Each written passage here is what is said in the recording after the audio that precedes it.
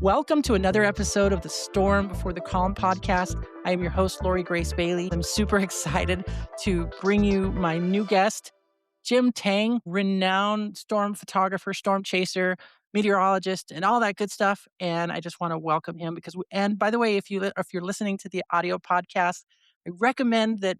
Yes, you're going to get some good stuff here, but we're going to go into some of Jim's best work. And I can assure you, you really want to check out the video podcast over on YouTube.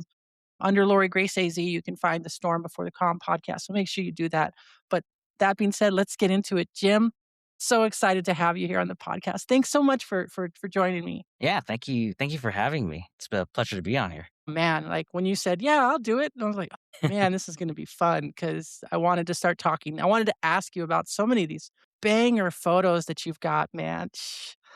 You have been chasing every year since how long? So I've been chasing since 2015, but I really didn't get hard into chasing until 2020. Yeah, since about 2015, and then around 2020 is when I did this kind of more hardcore, more quote unquote full time. And around 2020 is when I really started learning how to really forecast for storms and attacking the storms and so on and so forth. That's not easy to do. Like what went into learning how to forecast? Did you already have a degree in meteorology? Tell us a little bit about who Jim Tang is and how we got you from baby Jim to the dude that is, capturing bolts over shiprock, I know it's not an upside down lightning. That's dumb, but explain it, get us there, take us there as well as you can. Yeah. So I've always been interested in the weather. I think I really, really got into it around the 7th grade, started, going online, and the internet was the big unlock, right? So once I started having internet access, you go on, National Weather Service, you go on, see all these pretty colors, see the radar, right? So I started really following tornado events and the radar evolution around that time and started learning things about like CAPE and so on and so forth. I did major meteorology, so I am completely self-taught. So Really? during that period, Wow. I was just going on internet forums, Storm Track. Everyone was talking about stuff, right? And I was just learning as I read or sometimes, interacted with these people. I just took in a lot of information. And then in 2015, everyone's talking storm chasing, right? I never really saw myself as like one of those people, but I was like, you know what? I'll take a chasecation out there just to see what it's like. And boy, I was hooked immediately. Literally hooked. Yeah. Yeah. Hooked echo, hooked everything. Yeah. And this was the plains. You just went straight for it and you just decided to get out there? Yeah, absolutely. You didn't do any kind of tour group or anything? You just decided to get out in front of a storm? I rented a car for a week. I flew out and Holy cow. And how was that success? Did you find success right off the bat? No. The first year in 2015, so I always tell people the story. The day before my first day out there was the Canadian Texas tornado. And then 2 days after I left was the Simla tornado. So my chasecation fell right in between these good tornado events. And during my like 6 days or something out there, basically nothing happened. So I was kind of out of luck there. Always, yeah. Always, right?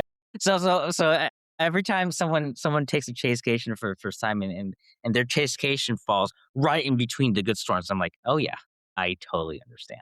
That always happens. Yeah. Yeah.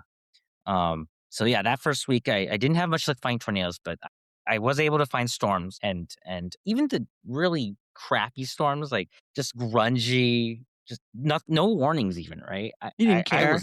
I didn't care. I was so amazed by this. I lived in California, right? So wow. I didn't see anything like this. So I was amazed from the get-go. I think I remember you. I think that's when I first knew of you when you were in California and you got a shot in San Francisco. Is that right? Probably, yeah.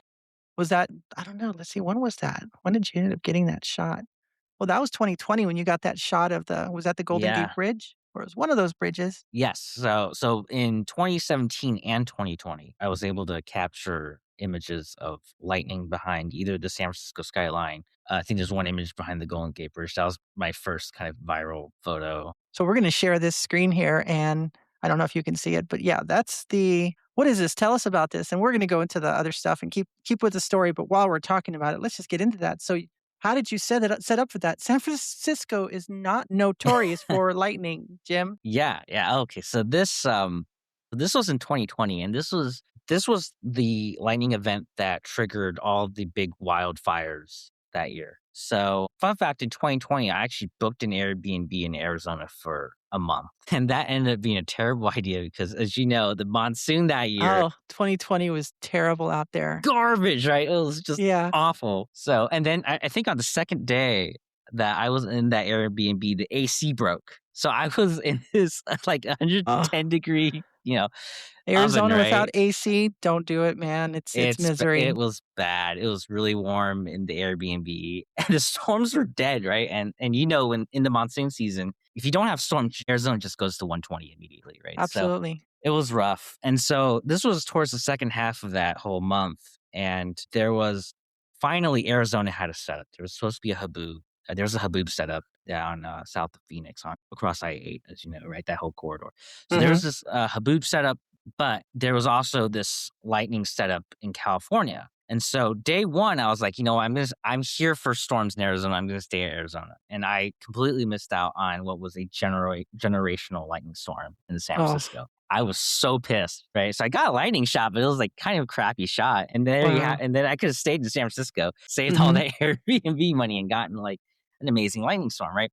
And so Incredible. after that disappointment, the next morning I woke up, I told myself, you know what? I'm not going to miss a lightning storm at home for the second night because this was a 2-day event. And so I told myself, you know what? The haboob, it's fine. I'm going to skip out on this. I'm here for lightning anyways, right? So, Right. and so I drove from Phoenix all the way back to San Francisco and got that shot. Are you serious? Dude, that's a haul, by the Yes, way. that I've is a driven from haul. Tucson to San Francisco. That's a haul. And that around the towards the latter half of that drive, when I was heading to San Francisco, the air was so smoky, and driving down 580 into the Bay Area, I could see like a fire off in the distance, and it was so surreal because that first lightning storm had already triggered a few fires. Right. And on that image, on the Instagram image, you could see there's a smoke layer in the middle of that Yeah. image. And that second round triggered like another round of fires. And that whole period was just ridiculous. No kidding. It was so apocalyptic, just fires everywhere. Everything was burning. It Dang. was, yeah. Well, you said you developed just kind of a passion for weather, and you started learning about CAPE and all the good stuff, and started to just you became self-taught. Yeah. Who were some of your kind of early what were the early inspirations, that got you hooked, especially like TV stuff? Yeah, actually, believe it or not, I'm not a big TV person. So I didn't watch Storm Chasers. I think a lot of What? people, yeah, right. A lot of people they have this experience that they saw Reed Timmer right on Storm Right. Chasers or whatever, and that got him into storm chasing. And that wasn't my experience at all. I followed the people on Storm Track and weather forums a lot, and those were like that influence. I think was my main influence, is learning from Mm, them. Um, just trying to figure out what do all these terms mean, right? That you're talking about, right? right. So yeah, I think that's part of the reason why I'm so like quote unquote photography and science oriented rather than video or zero metering oriented is because Yeah. like my development was mainly on like the science side and seeing people's photos and all that. So yeah, I come from a very So interesting background. you just found the passion and you went with it, man. You just went ahead Yeah. and just started getting after it. You didn't try to jump in with other people. You didn't do storm tours or anything. You just jumped in right at it, just like my cat is trying to jump on top of my mail right in the middle of a podcast. But, so, I just wanted to ask you too, because you really do focus on storm photography, especially. Yes, I've seen some stuff. In fact, you are really hilarious. I'm just going to say it when I see a couple of audio clips or video clips of you, and you guys are nearly zero metering or something, or you're in the middle of freaking Wyoming and you're nailing a tornado that was so improbable, and then you guys lose your mind out there, and then it's a good thing. I love seeing it. It's inspiring. It tells me to keep doing what I'm doing too. So, but how did it become special for you? Because I mean, for you to do that, what makes it special? What makes it special? Like in what way? Like in terms of like what I see or what I capture? Yeah, I mean, what draws you back each and every year? Because Mm. there's a ton of failure. Most people, they Yes. experience that much failure, they're like, "Thank you, no thank you. I'm selling all my gear. I am done," right? There's a lot of people that do that. I've seen storm chasers that do that too. They're just like, kind of done with this. It's frustrating. It empties the bank. It Yeah. challenges relationships. My spouse, she's like, okay, well, I'll be a chaser's widow for the next 3 months. Bye. Enjoy the chase and see you in 3 months. And then she's there. Thank God when I get back. But you know, Yeah, I think a large part of what draws me to this is it helps me understand the atmosphere better. It helps me understand the world around me in a deeper and more meaningful way, right? So, I've learned so much about how the weather kind of operates through watching storms, so much more than I think you can learn from a textbook or from coursework, right? It's just fascinating to see the atmosphere uh, do the things that it does. So I think that's a big draw for me. It's just understanding the science more. It's an amazing feeling when you make a forecast and it hmm works out. Right? It's one of the craziest feelings. Like this is predicting the future. right, There are maybe about if we look at all storm chasers, we're talking about 1,000 people, right? Give or take, order of magnitude. And, you know, that's the kind of, you're talking about a very small select group of people who's able to tell you when and where a tornado could happen right. to a very precise level and who's able to risk kind of their money, their gas, right? Absolutely. Their cred, right? On that forecast. There's a very If you small see amount of people who can do that.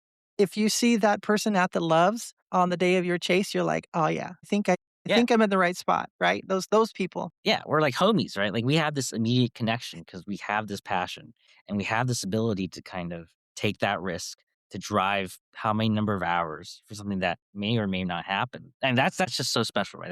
That's an ability that most people don't have, right? So I think that draws me every year is to go back and just keep learning about the atmosphere. And So certainly it also excites you, but then there are times where you're like, "I could quit this myself." Like, "I'm frustrated. I suck." You're pretty open about that. Could you tell us a little bit more about that? Like, what yes. is it because those wins are so huge and extraordinary and and fantastic that, the lows hit harder too when you do miss the mark? Is that what it is?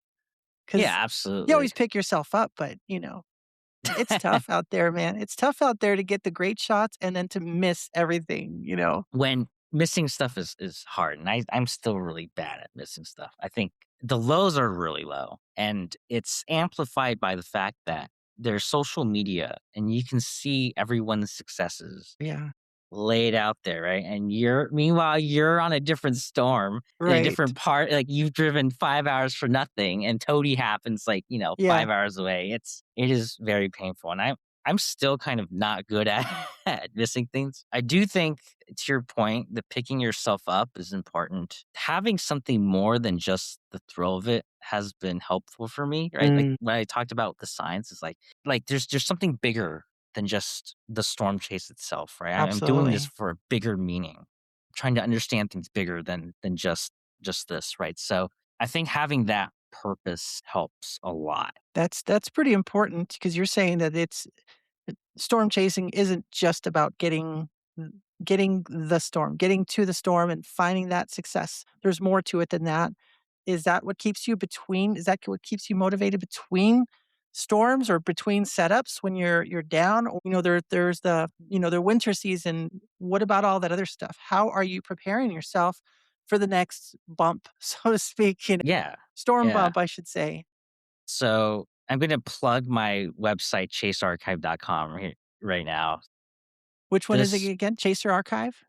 chasearchive.com. Chasearchive.com. I'm gonna make sure I put that on the bottom there. So it's basically like a library of all storm chases all the way back. And I think having that project to work on where you're aggregating all these events and then having people's media showcased in that and just using that as a vehicle to understand maybe in the future build like better models to understand the atmosphere better, just having that larger kind of sense of what are we doing chasing for, right? That has kept me busy, and so Yeah. honestly, like it's been quiet, but I've been like heads down working on this. Wow, really? Yeah. I love that too, and I don't I've struggled since about like I started in 2015 around the same time with you, just like, hey, Canon 5D Mark III. Oh my gosh, this takes great storm pictures here in Arizona. Like, this is amazing. Yeah. And then after a while, like around 2020, 2021, I started like, I want to do more. I want to contribute to Yes. the science. But Yes. lowly me, I don't have a meteorology degree. I don't have a lot. And then on top of my own mental health struggles and just trying to work full time and everything else is just like, I felt like, well, I only have time to just enjoy the storm and take some pretty cool pictures. But I've always wanted to do something like I know I'm in I call Southern Arizona, Southeastern Arizona, Cochise County, Santa Cruz County. I call that area monsoon central for a reason because it's where like if you're a startup, if you're a starter, a storm chaser with the monsoons, just go there. Yeah. Just Just just go go there. Tucson. If you're just looking for some, saguaros and some lightning and rainbows, go there. You're Pima County, of course, not Cochise for the saguaros, but you're pretty much guaranteed to get something that season, especially the more time you're there. And if you're there during a really good moisture surge, you'll go home with some really good shots. But I want to contribute somehow else, and I haven't figured it out yet. But I really saw what Tim Samaras was doing with his lightning project, right? And he was carrying around all this extra gear, and I'm like, well, what can I do to contribute to that science? And I'm like, I don't know yet, but I want to be a part of something like that too. And you're doing that with chasearchive.com, right? You is Yes. that driving you forward? And have you been able to take any of that data and kind of draw some of your own inferences from it? Yeah, so we're still building out the whole platform. So I've Awesome. got like the web page is up and everything, and but at some point we're gonna start using some of the data to maybe build some models or something similar to that. But even having just like an archive of being able to being like for any setup extra, being able to look back on a previous setup and say, "Oh, this is something that looks similar to this, or this is something that looks different," right? Having that searchable interfaces to see like what do June setups in Nebraska look like, for example, right? Right. How does this relate to my current thing, right? I think understanding the past helps us get a better sense of the future, right? And that's really what storm chasing is. It's a business of figuring out what the future will look like. Pretty much. Yeah. So we're gonna build on that a lot this year during the Chaser Summit. We're gonna talk about it, and we're gonna start having users and rating systems so you can actually rate how a chase might have gone, stuff Wow. like that. So yeah, it'll be pretty cool. That's cool, So man. I'm excited to hear that too. And it builds purpose, right? If you can be absolutely, purpose driven, value driven, that adds to the motivation. It's not like I just want to go take pictures. You're actually giving exactly, something back to it. That I love that. I exactly. can't wait to That's hear really more about important. that. Thank you. Well, we talked about the monsoon, Jim. I know you're always chasing the planes and you pretty much get after all those. You're actually one of the more prolific, and you don't even live in the monsoon area, in the area of general monsoon, but you're a prolific monsoon photographer. Dude, we're going to go through a few of those as we wrapped up things later, but you get some of the most incredible lightning shots, Monument Valley, Sedona, Grand Canyon. What do you think about the monsoon? What is it about the monsoon that drives you across the country or halfway across the country and dealing with like no air conditioner and Airbnbs? What keeps bringing you back there, man, to the Southwest? Yeah. Yeah, good question. I think so planes chasing, right? It's so saturated. Hmm. There's tons of people on every storm. I think what's special about Arizona monsoon chasing is there's less people. The community is super tight, right? Like we all know each other, right? So there's only like a handful of us who actually drives all the way out to Arizona or you guys live out there, but like there's no Yeah. planes chasers who drive all the way out to Arizona, There's a right? So few. There's a few. I'm there's a surprised to few. see, and some people do live stream, Yeah, but it like is this year few. during the It is monsoon, few. it is Yeah, fewer. there's more than enough space in the Southwest for chasers. There's very little convergence. Yeah, there's very low convergence, and so the photos, I feel like the photos I get out there are just so much more special because, like, the number of people who've gotten them is so much lower, right? Like Hmm. just using my Shiprock example, right? The number of people who drive from Oklahoma to Shiprock for that kind of a setup is, like maybe 2 or 3 people in the world would do that, right? So Right. it's I just mean, something so unique, and figuring out how to forecast the monsoon has made me a better thunderstorm forecaster in general. It's made me understand why lightning happens, why thunderstorms happen. Again, going back to yeah, so is again, that the going one? back to the whole yeah, that is the one. Like, that is a moment I'll never forget seeing that on the back of my camera. Like, Dude, holy smoke. How does this happen? How does the upward lightning happen? Is it because there was a post there? Is there some sort of lightning rod at the top of that? Or is it just a buildup of negative energy or the positive ions? I know yeah, totally screwed the pooch on that, but explain no that to worries. me. Were you even anticipating that, or were you just hoping that you'd get a I bolt from top, just reach down and strike that thing? I was hoping for a bolt from top. I never expected this in a million years, and I haven't gotten anything like this since. Yeah, I think so. So at the top of Shiprock, I think there's like a little sharp edge on, like just like a lightning rod, right? Charges Mhm. concentrate on those sharp edges, and so if you have a connection with the cloud, like electrical connection, then that charge buildup ends up being released as this upward bolt. So I don't know the actual exact physics behind this, but Mhm. it's pretty similar to upward lightning in cities, right? Lightning rods, and that there's this Right. generally large complex of thunderstorms, large area of upward lift that you need. You can't just have like a single cell there, right? So this was kind of in the forward region of a developing MCS to the west of me. Okay, cool. So the physics was similar, but yeah, Yeah. to have that happen from a natural landmark, right? It's And just then having a ridiculous. clear shot of it too, usually you're out Yeah, there, you're in the mud, you're thinking, "I gotta get out of here because most of these roads are mud," and for you not to be in the rain when this happened, dude, like, yeah, perfect. major payoff. And did you come from Oklahoma or Colorado to get that shot? I did. I came from Oklahoma, woke up at like 7, 8 AM, drove out, made it there about, I think, an hour. No, I made it around sunset. And then, so or after sunset, that's when things started getting going. We need to some of these shots we're gonna go through, and again, if you're listening to the audio podcast, you need to show up to the video because 'cause we're looking at these photos too, and instead of a Hail Mary, we should call you the Hail Jim because you take these Hail Mary shots, you drive out to San Francisco or wherever, and you end up in the Grand Canyon the other night, or, as our buddy who's developed the Bolt Hunter.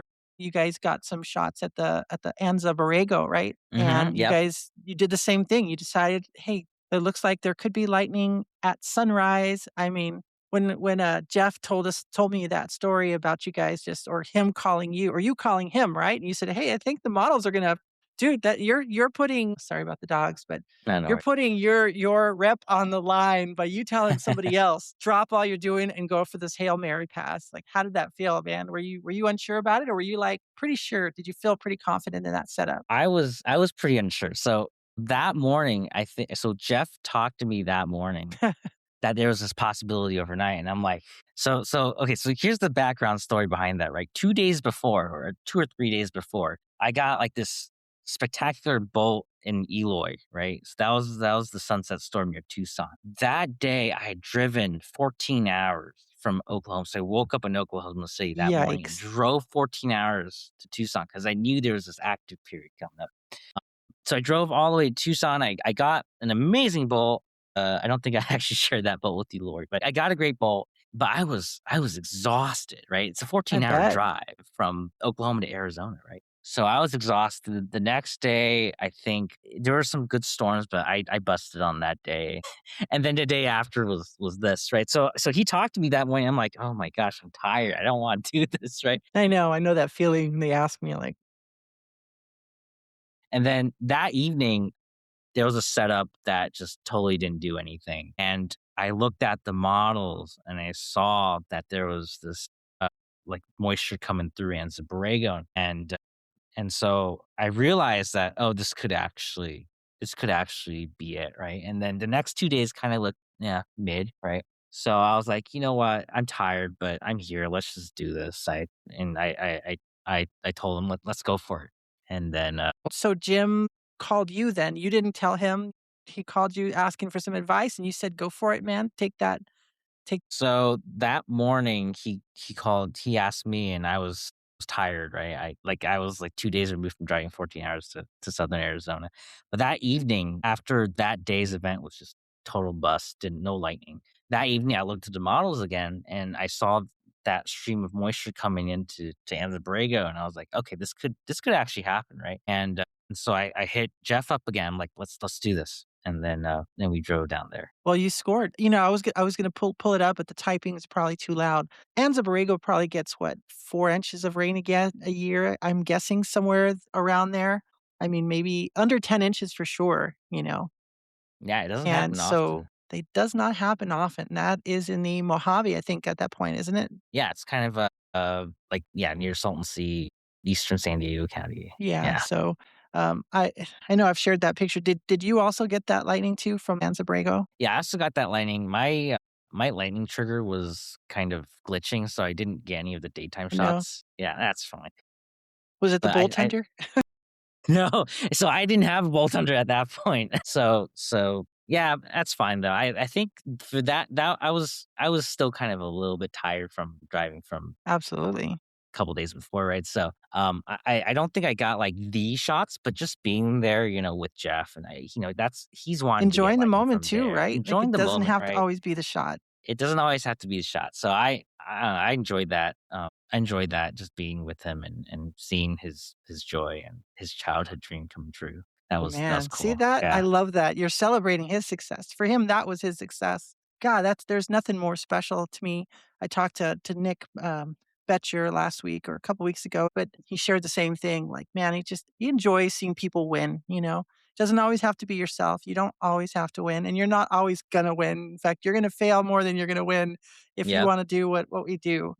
Speaking about that, well, before we even go into that, what was your impression of using the Bolt Hunter? Because I know that you Yes. also got to test it out, and a lot of people keep asking me questions. I'm sure you get a lot of questions too, and I'm like, I didn't design the thing, I just used it, and it worked really well. I saw It a works shot really well. that you got, I think it was Oklahoma City at night at Yes. 10 PM using the Bolt Hunter, so Yes.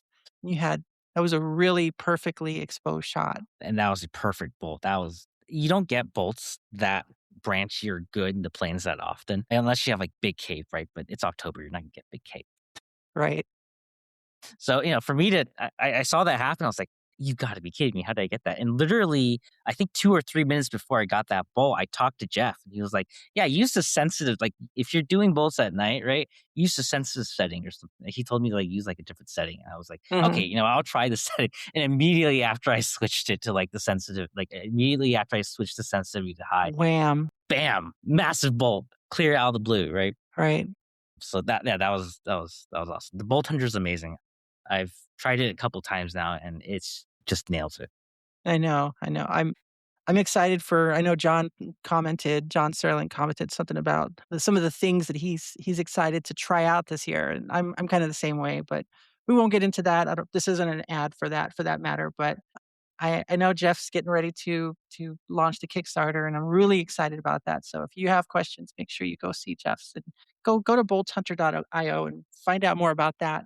But I wanted to ask you, Jim, you've publicly shared about some of the bigger lows that you felt. Can you share a particularly difficult moment that you encountered and how it impacted you? Maybe it was encountering, I don't know, maybe it was encountering damage, or a house that was damaged on a chase or something, or maybe it was a personal thing. But do you have an example that you could share? Yeah, I think, yeah, from a chasing perspective, I would say missing what's that day? This was an April locket, April 2021. That was really rough because this was after, like, I was moving my stuff to Colorado, right? And I had a choice to either do it that week or the week after. And I chose that week, the wrong week, basically. Ouch. And so, like, I could have not moved that. I could have moved my stuff like a week after, right? And then, or I could have moved it a day before if I just like pushed my timeline up a day, right? And so that missing that was really rough because 2019, I would just totally messed that year up. Like, I got like a tornado. It was just like I could have done so much better in 2019. And then Mm, 2020, as we all know, was just trash, right? So this was like my one chance at getting a good tornado that I've been looking for years, right? And I just totally messed it up. That I think that event really pushed me to become better at this kind of long range, medium range forecasting, right? Like trying to figure out what days do you have to block off if you look at right. medium range models, that kind of It's thing, right? tough, man. It's It's tough. tough, right? Like, but like if you can imagine, right? forecasting day of is hard. Forecasting 5 days out, whether you wanna actually block off a day or not, that's really hard. Dude, last year was I had 4 days on the plains. That was it. And that was Narra Vista and the Texoma tornado, the The felt felt one that tornado, I that went was a north great on. So tornado. 2 out of those 4 days, I scored, dude. Like, I know everybody else did too, but I mean, that was me. Like, I didn't check anything else out. I was like, "Okay, I've gotta go. I've got this time." I was in El Paso, drove straight that day Oh, yeah, during the day of absolutely. got up at That's 7 in the morning, like, perfect. "Why am I driving from here to Yeah. north of Tucumcari and middle of, nowhere?" And I'd never been up there in that particular area, and boom, man, I was just super proud of myself that it happened, and just like Yeah, absolutely. I think that's the big unlock for me since then has been kind of being better at figuring out what days are worth chasing and what days aren't. And so I guess the lesson here is, some lessons are painful, but they do mhm. push you to kind of like adapt and overcome. I know that's kind of cliche, but No, it it's not almost feels cliche. I like mean, that sometimes, right? yes and no, but I don't think we share that story enough, like, right? I think we hear I think more and more I think back in 2020, more chasers were willing to say, "God, I suck, need help, I don't know what I'm doing." Nowadays, it almost seems like you rarely hear people struggling because we're just so inundated with everything else, right? It's The world is it's on fire, so much. and who cares about you know, Joe or Jared's, personal struggles.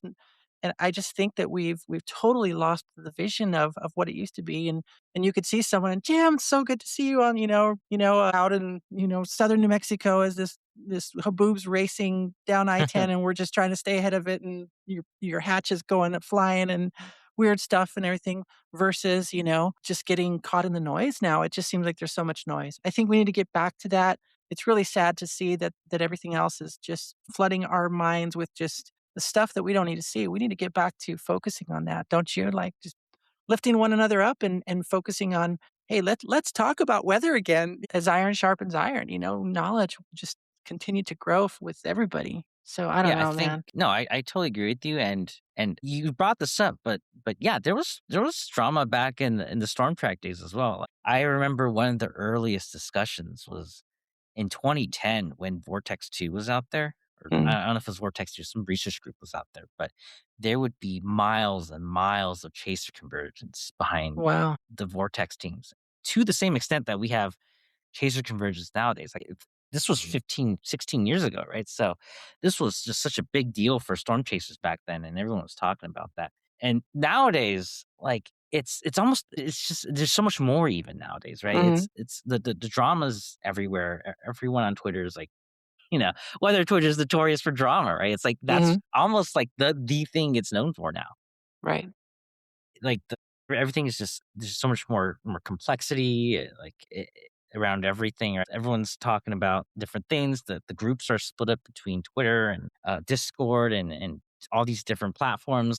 In some senses, we have much better technology now, but it's also made everything a little more complicated and complex. Again, Sure. to your point, what gets lost sometimes is the humanity of it, right? Is like how are we lifting each other up. How's, Joe and James doing, right? That kind of thing. So I totally agree. Just you talking about that made me think about all this. Well, what would your advice be just based on your experience, all this, the years of chasing, maybe to someone who's going through the hardships, but they find themselves living in the noise, but they're going through their own struggles and they're trying to learn more about this. They feel like their failure as a storm chaser, as a this, as a that, and they're trying to just get better, but they're stuck in the mud too, right? Literally or Hmm. not literally. Sometimes you don't want to be stuck in the mud when a tornado is coming Yeah. towards you, but what's your word towards someone like that going through that? Yeah. That's suffering in silence because no, we don't really It's wanna hear it, right? We don't really ask how are you doing if we really don't want the answer, right? Most people. yeah, it's tough. Like even for me, right, the first few years of doing this, I didn't really have any close people in the community to talk to, right? Like when I was doing the whole Chasecation thing from 2015 to 2019, I didn't get like super good content, right? So it's like no one knew who I was, and I didn't know how to reach out. I still don't know how to reach out to people. So I don't that's think always anybody does. hard, right? It's really hard. I think I don't know what I talked about earlier with regards to purpose. Like, what are you here for, right? Why are you chasing? I think that's important to think about sometimes, right? It's Mm, because otherwise you just get lost in the whole like comparing yourself against someone else, right? Like this guy's seen more tornadoes. This guy's seen. I mean, I've been there, right? God knows. So having, why are you here? So why are you here? right, like I think if you look inside and you think about why am I here? I'm here to see like the weather, right? The Right. cool stuff that the atmosphere does that no one else really gets to see. And they people come from Australia and all People over the come from world, right? across the Kuwait, world, right? Yeah, just to be here. yeah. So I think that's helped for me is to kind of look beyond the whole drama and comparing yourself and all that because that's gonna wreck you, right? That's just noise, you know? That's just noise, Well, right? I wanna switch gears a little bit because I wanna find out, like, what's your favorite weather to condition to chase? Dude, you chase so much. Is it everything? Do you just don't tell me it's everything, but do you love I NATOs? Do you love the structure? Do you love just a beautiful sculpted supercell? Or is what's your ideal chase setup like? I think for me now it's the tornadoes. Is it I think there's a swirlies? level of yeah, the swirly stuff, right? I think there's a level of it's so much more rare to see a tornado than to see good structures. I almost Mm, hate to because structure is great. Every time I see structure, I tell myself, "Wow, this is amazing. Why do I not focus on structure more?" yeah. I also think there's a level of tornadoes are the prize, and I like hitting home runs, right? It's nice to hit singles, but I you love that you do analogy. want to hit home runs, right? So, Right. so for me, like, there's just no feeling quite like getting close to a tornado, and going back to the whole forecasting thing, like, it's the pinnacle of a good forecast is to get Absolutely. toady, right? Basically, so I feel like nowadays I'm definitely tornado first. But then come monsoon season, right? I completely switch gears. It's like I want to get Right. the lightning shot, right? So I love that too. But for me, it's almost like it's almost bifurcated to these two things. It's like that's the goal. So either get the lightning shot Sure. or get the tornado. No, I totally get it, and there's a lot to share as well, and again, if you're watch the audio, go see the video because this is the good stuff, otherwise you're gonna need to skip about 10 minutes ahead here, but if you're okay, I'd like to just run through some of your shots, and this is why I'm just I am in awe of some of your shots, Jim, and a lot of people, my goodness, what I'd give to have some of these shots, but I'm getting there, I'm encouraged. I see your stuff. You manage to just steer clear of all the noise. You and the people I really admire the most. That's the other thing. I'm not just looking at your forecasting and your motivation and the images and your extraordinary results, but I'm also looking at the other stuff too. You know what I mean? People see that you're like, man, he's on a mission.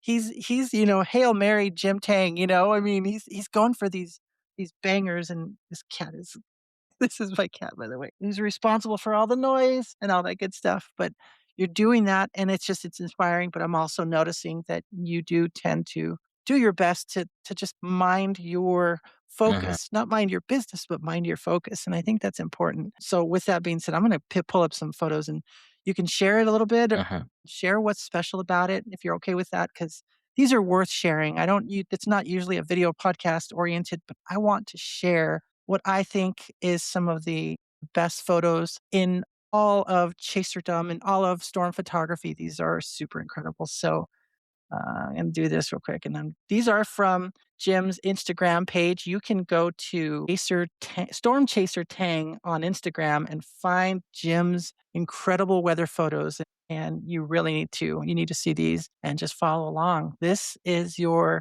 called it Yes. back then, the magnum opus of your chase career. Tell us a little bit about this Yeah. banger. So this is the Wellfleet tornado, and this is probably going to be my number one tornado for my entire life. This was on just a really subtle mesoscale day in western Nebraska. So, fun fact, that morning I was in the Badlands. And so the night before, there was an MCS that rolled through the Badlands. I tried to get lightning, didn't get anything. So I woke up that morning in the Badlands. And I had actually looked at kind of large scale pattern and told myself, okay, western Nebraska looks pretty good that day, but I was in Badlands, so the cams, the her was showing another MCS going through the Badlands later that day.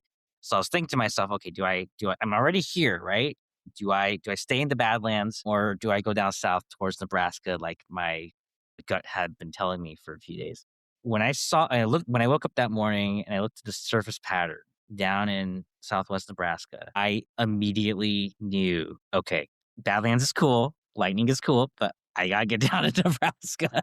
Wow. Um, so I drove 4 hours from the Badlands to Nebraska, and when and it was pretty late initiation, so this was, like, around, I think, around 6 p.m. When that storm started initiating south of North Platte, that was the most explosive initiation I'd ever seen. It went from a few cumulus clouds that I didn't pay attention to. It was behind me. So I literally, like, for like Really? 20, 30 minutes, I was just like browsing on my phone until someone texted me, "Oh, are you looking at what's developing near North Platte?" And looked behind me and it was like this giant thunderhead. I was like, wow, right? So I'll never forget that. And then Dang. going south on Highway 83, and then I turned at that intersection between Highway 83 and I think Highway 23 south of North Platte. Right when I started taking that right, I saw a little dust swirl come down, and about that time, I was like, "Oh, okay, today's gonna be a good day."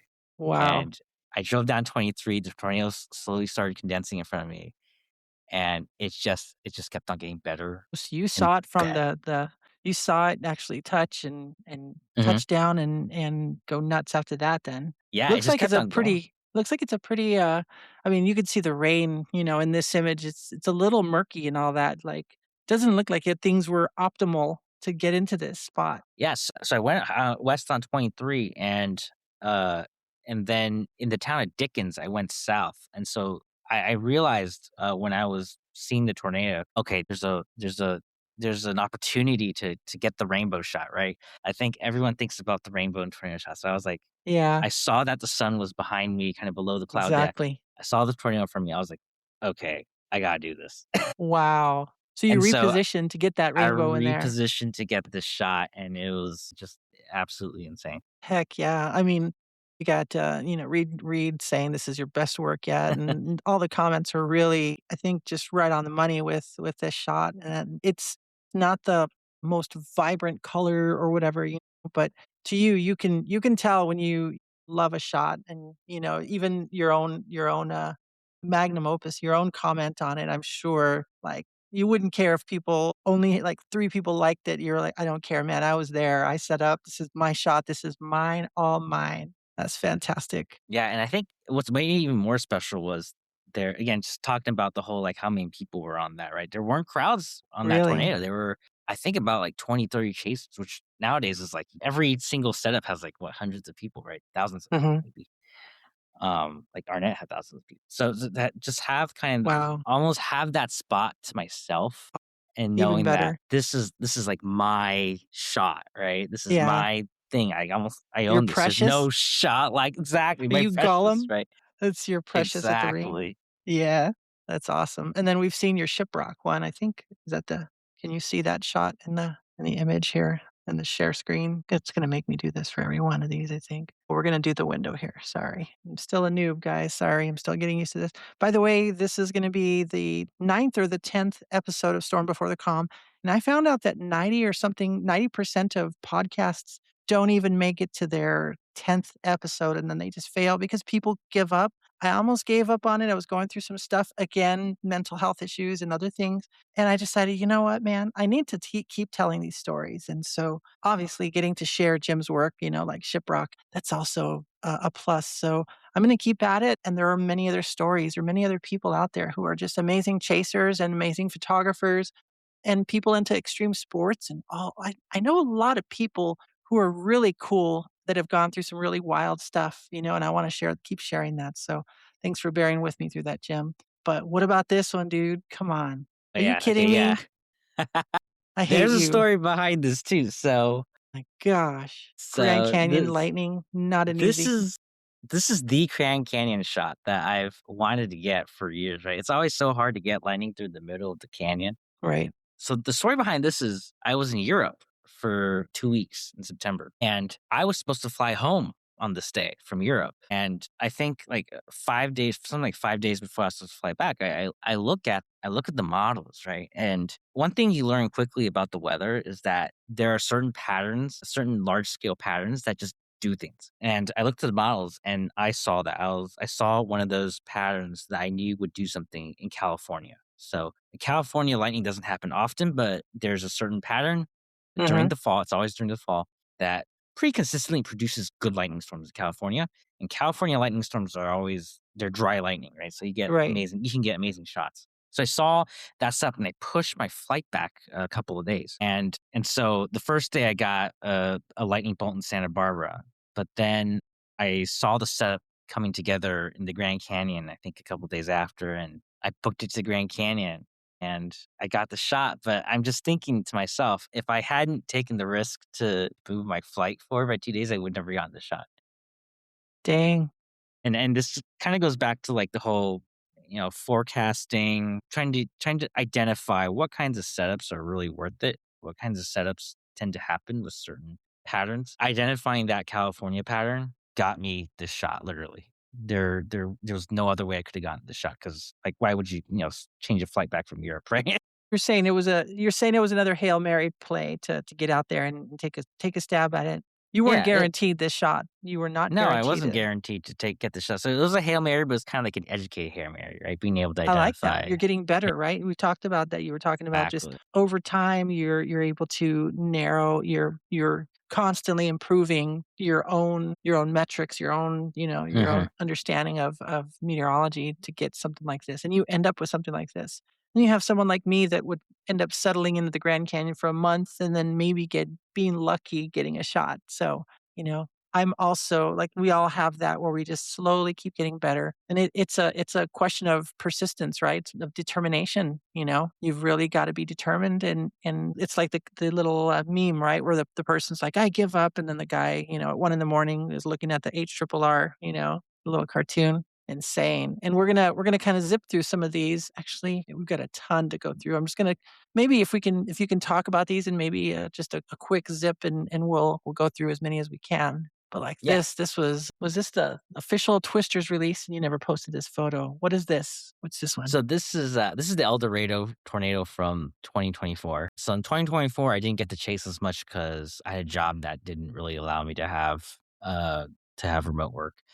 I think that day in particular, I had seen the large scale pattern look favorable about like a week out, so I requested like a remote work day that day. And it goes back to my kind of my theme, right? Is like I'm taking Hail Marys, but I'm able to. I think nowadays, like much better than much. I'm doing much better now than I was like again, It's going back not to my crapshoots story in anymore. 20, You it's not right. crapshoot anymore. Educated Hail Marys, right? So I I love it. identified this pattern from like a week out, and I requested Awesome.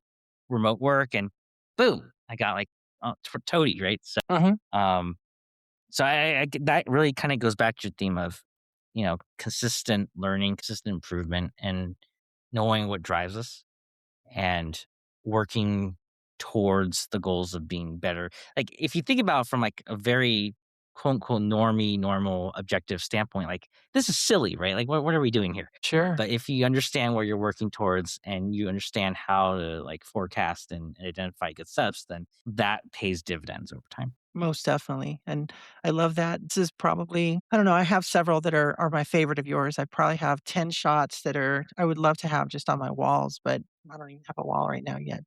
This is one of the best I think that you've ever put out. I mean, the colors. Tell us a little bit about this Aurora shot, Jim, because you got a little bit of Milky Way in here and everything. Yeah. So this was during the October 10th geomagnetic storm last year. 2020, not last year, 2024. I'm 2024. still living in That's okay. 2025, 2026 isn't official yet. right? I think It's all we're all fake still news. ignoring it. So this was back in October 2024, geomagnetic storm. I think Aurora, it's fascinating because I didn't know anything about Aurora even as late as 2023, right? And this was kind of another one of those instances where just being in a community that talks about all this stuff, like how to forecast Aurora, like BZ, right? All these parameters that if you asked me in 2022, I would have been like, what are you talking about, right? And That's it's like me. I listen to you I've guys talk, and then I go, "Oh, there's a chance," and I get my gear and I go out to somewhere in New Mexico or whatever. and Aurora is even harder in our latitudes because we're so far south, right? It's like, Mhm. but yeah, kind of similar veins, like being in this community and learning about all this kind of stuff. It's just fascinating and learning more about how nature works, and then that translating into this image, Yeah. Did you pretty have rewarding. this little lake or this area already mapped out in your head when you first heard there was a geomagnetic storm coming? Yeah. Yeah. I knew about this lake pretty early on. And then this was kind of one of my top spots to try to explore and just see. And it ended up so much better than I could have expected. Oh my god, It's like with the one of those SAR things arc. where there's always an element of luck in every image. Mhm. And that really, that lucked out for me pretty Come on, Jim, this is AI, right? No? well. Yeah. No, we won't talk about AI, we don't wanna do that. And then you had this just absolute canyon lands, you must be lucky at being at that perch that the bolts weren't on top of you, or were they at some point and you guys had to just ride it out? I think I'm trying to remember this night. I think the bolts were basically dropping all around us.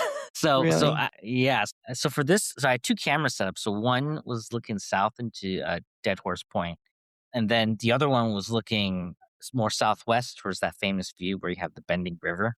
Uh-huh. And so I was so the view going south, there's like a little awning or like a little cover. So my camera and my setup remain dry. The other Crazy. one looking at that famous view is out in the open. And so every like 10 seconds, I was running back and forth between my protected spot, like underneath the awning to that open That's perch, crazy. Yeah. and trying to wipe my lens because it was getting wet from the rain. Mhm.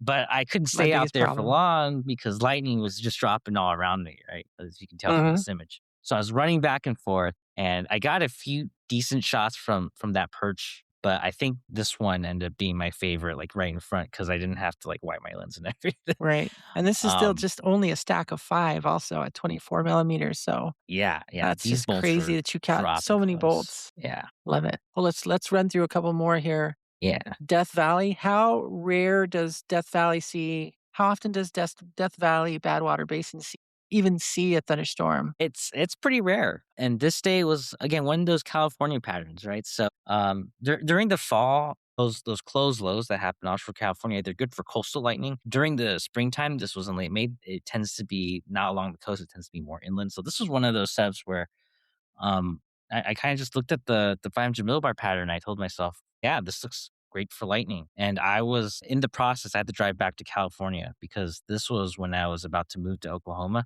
So I had to like pack my stuff in California. So this was on my drive back, and I looked at the pattern. I was like, okay, this could be good for lightning in some Death Valley. So it was almost a Hail Mary as well, in that, I'm like, Death Valley's kind of in the middle of nowhere.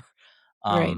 But also, like, it was on the way back, but I think this moment in particular made me more confident. Gave me confidence that I knew what I was doing with these large scale patterns. Yeah, that's it's not just, crap luck, right? Like, Right, you it's not started just realizing I started you're realizing understanding this. exactly there's certain patterns that do certain things. I mean, that's paid off, ever since, right? Shiprock, like, me having the confidence to know, okay, I trust my understanding of these patterns that I'm gonna drive 11 hours, right? I was So gonna say, you mean Shiprock's not, like, right around the corner from your home or an hour down the road? It's exactly, right? middle of nowhere, dude, right? Middle You of really nowhere. have to drive out there, so you really are, I don't know, man. I'm trying to learn what your magic sauce is and trying to imitate that a little bit. I think the thing that someone like you, a few of you guys, you are learning to go for the shots that are big bucket lists also, but you're also trying to increase the odds. Even though the odds you're increasing those odds, you're still not guaranteed this shot. And I want to share Uh-huh. one other before we go. And I'm going to show these, like, we're going to rip through just these real quickly, just to show you some other examples of what Jim's got. This is Arizona over Tucson, if I remember. Yeah, you captured that over Tucson. I hate you. Getting shots like this in Tucson is sometimes you get some really great ones, great, what do they call 'em? This may or may not be a positive strike, right? It's not necessarily just because it's up there, but these bolts from the blues, man, these are amazing. That's what Arizona chasing is about, right? Yeah, absolutely. I think, yeah, this was in July 2023, and I think just 2023 in general. So I told you about my story with Death Valley. I Mhm. think just 2023 in general. Oh, actually, no, this was in 2022. So I think that whole period between monsoons It's 2022 rough. and 2023, I started realizing that I actually know how to do this. Mhm. I think this bolt was kind of another day where the her was pointing more towards coach ice, but I had a feeling that Tucson would go. And so I didn't rush down to coach ice. I kind of stayed close to Tucson as I was able to get this image as a result. I think these kinds of wins give you a lot of confidence in terms of like they're signals, right? That okay, I can actually do this. I actually know what I'm doing. That might be one of the hardest barriers to Mhm. overcome, especially for new chasers, right? Is Mhm. actually trusting your own forecast. And I had trouble with that for the longest time as well. It's like it's hard if you don't trust your own forecast. You're not going to drive 11 hours or how many number of hours to a setup, right? Yeah, and then you get there and you know, it's okay to lose, right? It's okay to miss and your successes might be fewer, but, like, I mean, these are some of the older photos and the finger of God, you call this one. And right before we finish, I wanted to end with this one too. I won't be able to get to the Yes. others.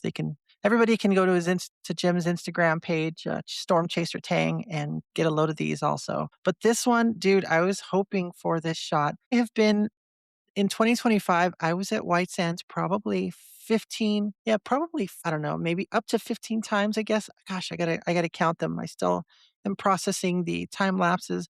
Haboobs at White Sands. I wasn't expecting that. I have a lot of stuff I need to still process and edit and all that good stuff. But I was going for this. You know what I mean? I was like, just give me a sunset storm with some color, structure, and lightning over the dunes. This is really what I wanted.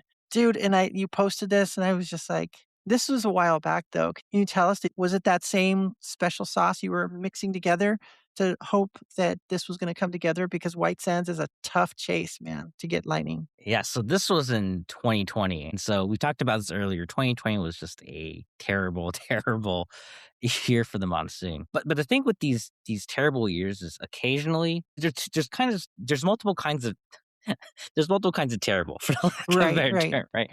Dry And lightning? so there's one kind of terrible where you have dry westerly flow over Arizona, and that's just kind of dead.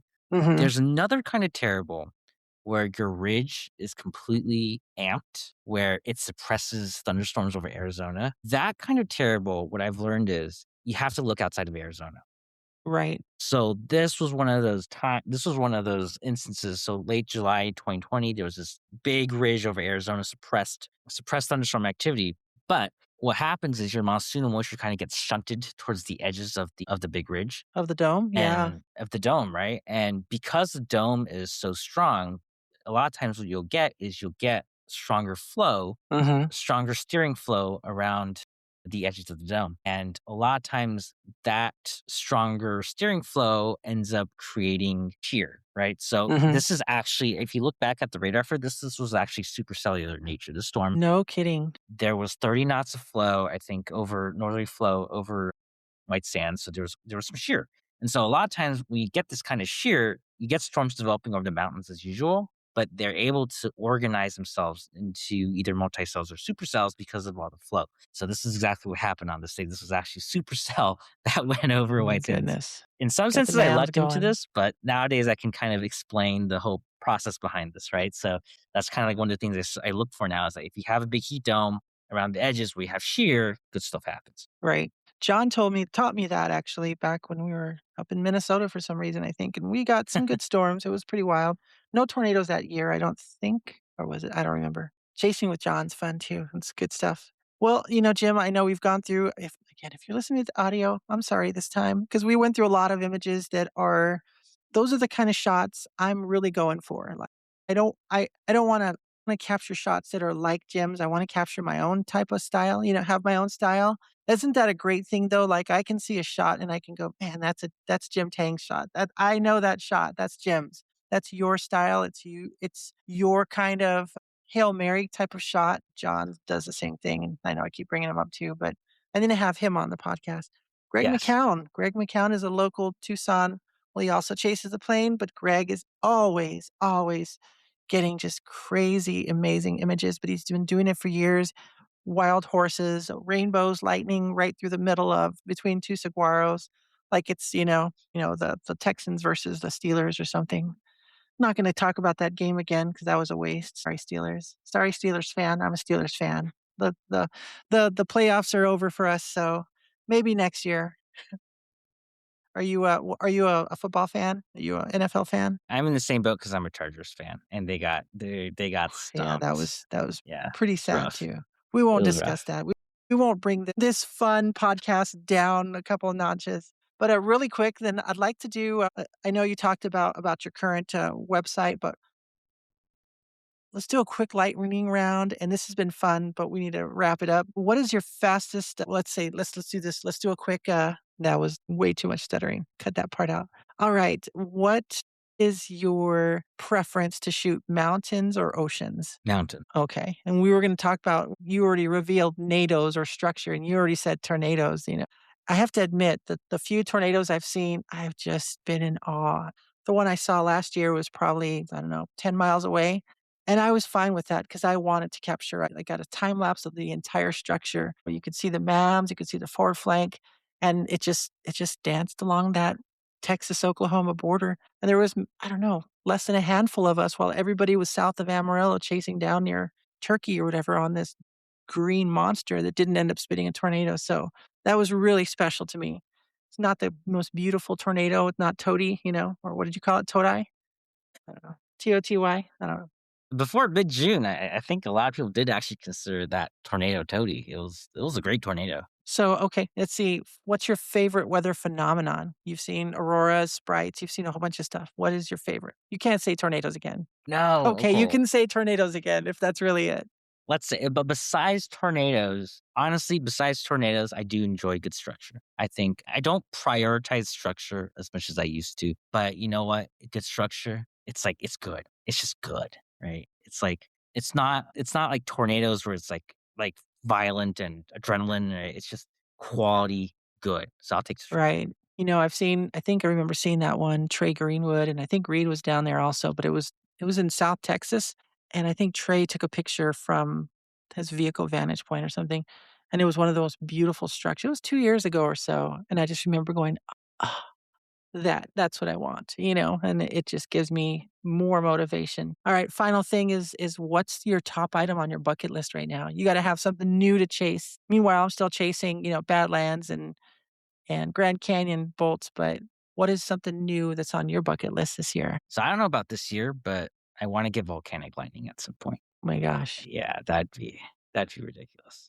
So that's like kind of my top bucket list item. I don't know if I'll get it. I'll get to it this year, but at some point, it'd be nice to have that would that be shot. cool. And finally, Jim, thanks for coming on the podcast and pretty much just having a chat and conversation with me. What is something you would tell new chasers, people wanting to get into this and they're not sure if they're cut out for it? I remember watching Twister, of course, and then watching, Tim Samaras and of course Reed and Casey, and Sean Casey and everybody else and watching the videos of the top 10 tornadoes on VHS, and being inspired. But I never thought I could actually do it. What's your advice? What's your words to what would your advice be to someone who isn't sure if they could do it? My advice is just do it. The Nike no go. Just do it. When I started, again, I was from California, right? I lived in San Francisco, San Diego all my life. I didn't. I didn't really know anything, right? So I think it's obviously safety is important, right? So I will say just do it, but make sure you're doing it, safely. You should actually do a little bit of research, right, before actually going into this. It's that you can do it, right? It's no one's we're not we want to encourage everyone to see nature and to be inspired by it. These are future scientists as well, right? Like see the science in it. Whatever drives you, just do it. Don't don't I love don't it. don't yeah, don't listen to people who tell you can't. I love that. Don't listen to people who tell you, what is it? Don't tell me what I can't do. Yeah, I something like love that. that. I know that was from Lost. That was a line from Lost that I forget the character who was John Locke. He was initially in a wheelchair and he wanted to go on this island adventure with knives and all that swashbuckling and all that. And they were telling him, "You can't do that, man. You're in a wheelchair. Look at you. You're all washed up." And his whole thing is, "Don't tell me what I can't do." And that Mhm. drove him. Of course, he ended up getting his legs, but miraculously healed when he crashed on the island. And then there was a smoke monster and all that stuff. But we won't talk about the show Lost. It was a great show. I know a lot of people hated the ending, but I did not. That being said, Jim, and I'll let you get back to work and all that good stuff, but it's been such a pleasure. You're such an inspiration. I just want to thank you for being willing to come and chat and talk about some of these and how you got to the shot and how you just keep year after year. I have a feeling this year we're going to see a couple of tweets. You're like, man, this is the most depressing thing. I stink at this. And we're all like, man, just stick it out. We want to see the next shot coming tomorrow. I want to hear that little audio clip of you just losing your mind out in Cheyenne somewhere because that's inspiring too. I just think it's please keep putting yourself out there. I think that's important. I think we should somehow keep the veil parted a little bit so that it's important for people to see that you're human and we're all human and we make mistakes, we fail, but then we can celebrate each other's successes in the meanwhile while we fail, and then we can also score big like you've done in your own portfolio. Yeah. So it's been Thank you for having me on. It's been a pleasure talking about all this.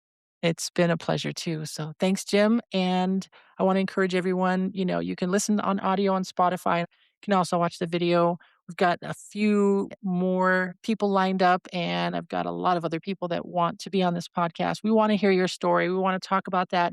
Jim, once again, thank you so much. I know I've said that too many times, but it's been great. Follow us everywhere and all that good stuff. Thanks, everybody. Jim, have a great day. Thank you. You too. All right. Everyone, take care. Bye bye.